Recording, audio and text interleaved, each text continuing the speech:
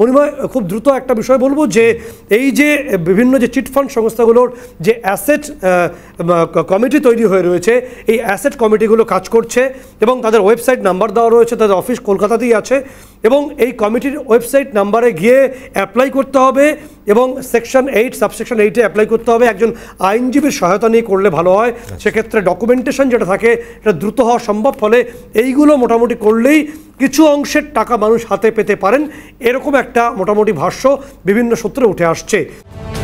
আবারও শিরোনামে সারদা ও রোজ ভ্যালি। এক দশক আগে যেখানে টাকা রেখে সর্বশান্ত হয়েছেন লক্ষ লক্ষ আমানতকারী, কিন্তু দীর্ঘ সময় পর কেন আবার শিরোনামে এলো চিটফান্ড খুলি?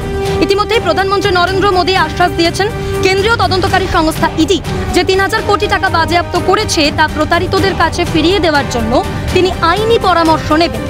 এরপরে সাধারণ মানুষের মনে প্রশ্ন জাগছে, তবে কি ফেরত পাওয়া যাবে টাকা? 2, যদি পাওয়া যায় তাহলে তা কি উপায়? 3, কিভাবেই বা আবেদন করা যাবে? তারা তাদের সম্পূর্ণ টাকা পাবেন না, আংশিক টাকা পাবেন। অর্থাৎ অ্যাসেট ডিসপোজাল কমিটির হাতে যতটা অ্যাসেট আসবে তার যা মূল্য হবে বা তার যে টাকার পরিমাণ হবে তার ভিত্তিতে তারা একটা পরিমাণ টাকা পাবেন।